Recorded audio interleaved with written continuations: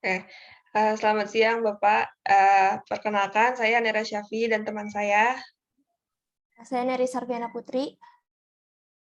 Oke, pada kali ini kita akan mempresentasikan tugas besar UAS SELT kami yang berjudul Design of Ocean Osmotic Power Plant and its LCOE Calculation atau Economic Feasibility. Oke, boleh dilanjut.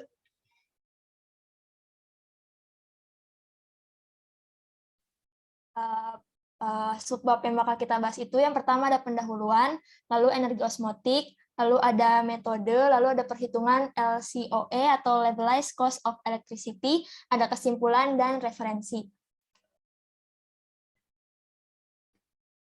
Nah, untuk pendahuluan akan dibacakan oleh saya. Jadi pendahuluannya itu karena kebutuhan terhadap sumber energi, terutama energi listrik, itu mendorong munculnya banyak macam sumber pembangkit. Nah, pembangkit dengan konsep renewable energy itu menjadi salah satu contoh pembangkit yang sudah banyak dikembangkan di negara-negara maju. Sesuai dengan prinsipnya, proses pembangkitan listrik ini melibatkan perubahan energi kinetik menjadi energi listrik atau memutar rotor pada generator. Nah, energi kinetik ini yang umumnya menjadi permasalahan. Jadi karena dikarenakan pada metode pembangkitan secara konvensional seperti pembangkit berbahan bakar fosil, nah bahan bakar tersebut akan dibakar untuk memanaskan air yang pada proses selanjutnya akan menghasilkan tekanan untuk memutar rotor. Nah, hal inilah yang kemudian dilihat dan dimanfaatkan pada proses pembangkit listrik dengan teknik energi osmotik. Lanjut. Oke, selanjutnya ada tujuan. Nah, tujuan di sini itu ada 3. Yang pertama itu untuk mengetahui apa itu energi osmotik yang dimanfaatkan pada pembangkit listrik dengan teknik energi osmotik. Yang kedua, menganalisa metode-metode yang ada dalam proses pada pembangkit listrik dengan teknik energi osmotik. Dan yang ketiga, untuk mengetahui perhitungan LCOE atau Levelized Cost of Electricity pada pembangkit listrik dengan teknik energi osmotik. Nah, terus lanjut ada motivasi. Yang pertama itu dapat mengetahui maksud dan bagaimana energi osmotik pada pembangkit listrik dengan teknik energi osmotik. Yang kedua, dapat mengetahui metode-metode yang ada dalam proses pada pembangkit listrik dengan teknik energi osmotik. Dan yang ketiga, dapat mengetahui bagaimana perhitungan LCOE pada pembangkit listrik dengan teknik energi osmotik.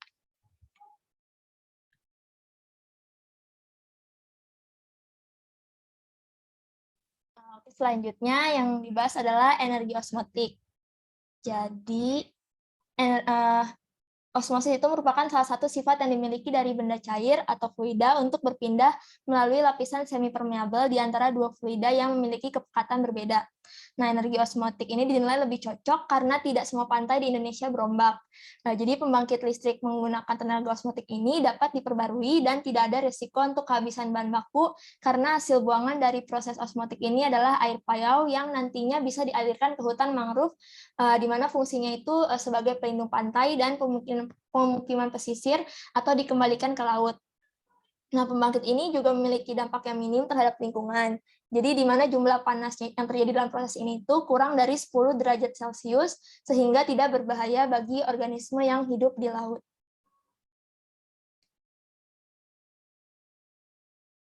Oke, selanjutnya itu ada tekanan osmotik. Tekanan osmotik itu adalah tekanan yang jika diberikan kepada larutan dengan konsentrasi tinggi akan mencegah terjadi perpindahan air.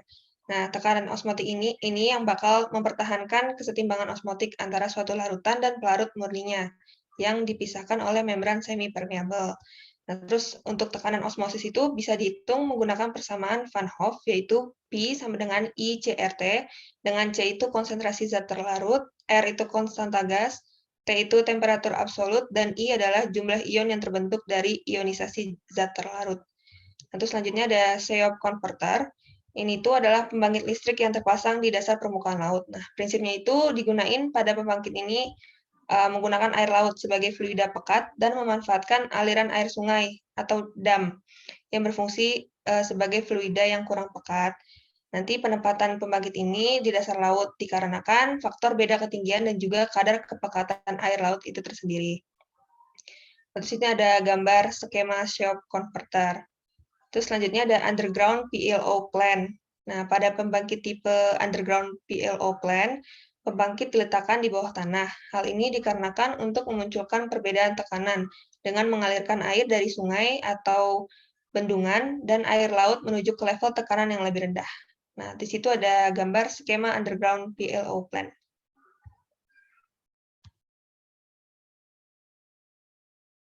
Selanjutnya akan dibahas metode-metodenya.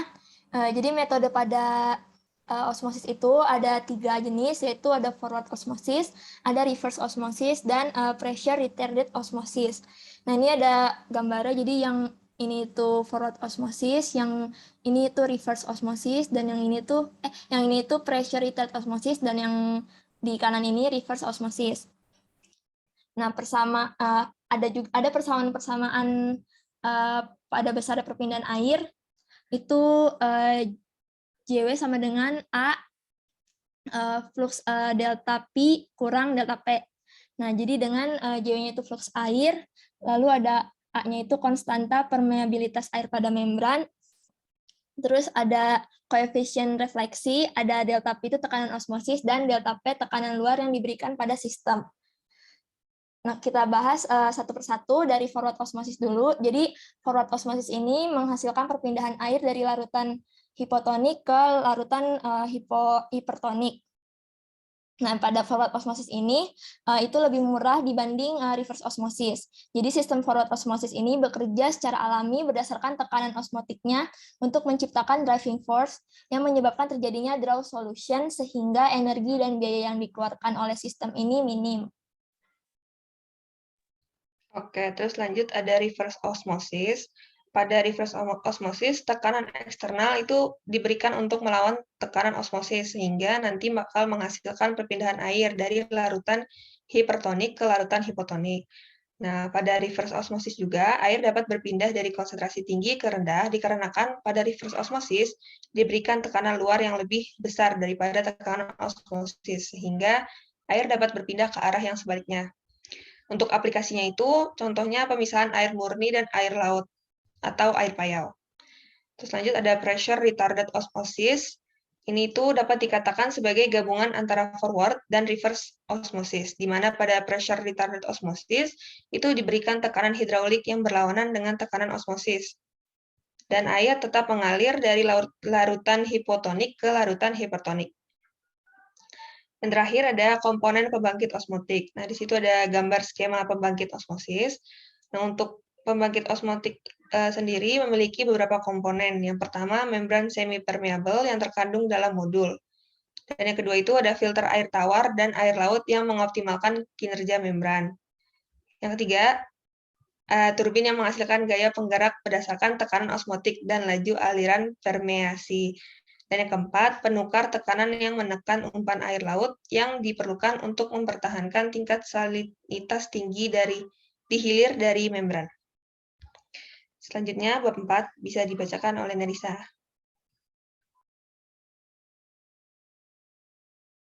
Belum limit. Bab 4 ini ada perhitungan LCOE atau Levelized Cost of Electricity. Nah, jadi di perhitungan LCO ini itu ada anggaran untuk pembangunan pembangkit listrik tenaga osmosis, namun anggaran itu masih sangat mahal dikarenakan lapisan membran semi-permeabelnya. Ini dirancang dengan teknologi yang tinggi. Jadi untuk membran yang paling efisien saat ini itu hanya mampu menghasilkan 3 watt per meter persegi dan belum memenuhi standar komersial, yakni 5 watt per meter persegi.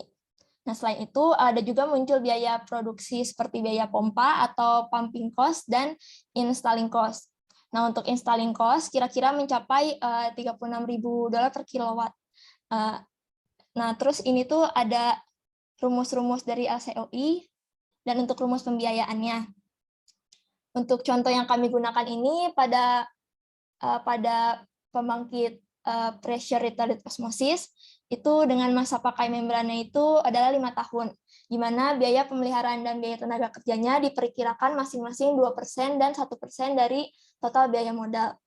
Nah, berikut adalah contoh biaya dari LCOE, biaya operasi, dan biaya pemeliharaannya. Ini tuh per tahun. Boleh dilanjut aja. Oke, selanjutnya ada kesimpulan. Nah, untuk kesimpulannya itu, Indonesia perlu membangun pembangkit-pembangkit listrik baru yang dapat menyokong kebutuhan listrik dalam negeri. Nah, Indonesia ini juga sebagai negara maritim memiliki potensi yang sangat besar untuk menggunakan energi dari air laut sebagai sumber energi listrik. Nah, salah satu sumber energi laut yang dapat digunakan untuk pembangkit listrik itu menggunakan tenaga osmotik atau disebut PLTO, Ocean Osmotic Power Plant. Nah, pembangkit ini memanfaatkan fenomena alam osmosis melalui air laut dan air sungai sebagai fluida kerjanya. Prinsipnya itu menggunakan tekanan yang dihasilkan dalam proses osmosis untuk menggerakkan turbin sehingga dapat menghasilkan listrik.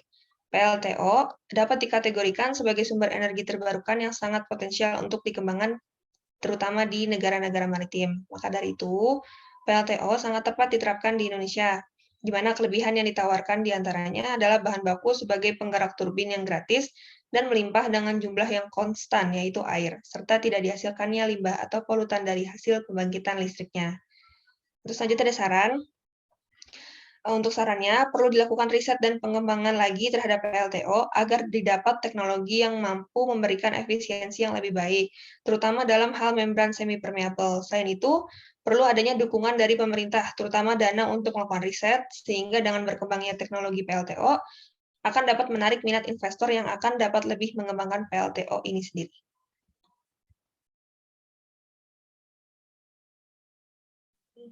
Selanjutnya ada referensi. Jadi kita ada mencari sebanyak 9 referensi yang ada di Google. Jadi ada dari Wikipedia, ada dari blog UNES, ada dari Alpensteel, ada dari MDPI, ada IESR, ada CTCN, dan ada dari web dari Stanford.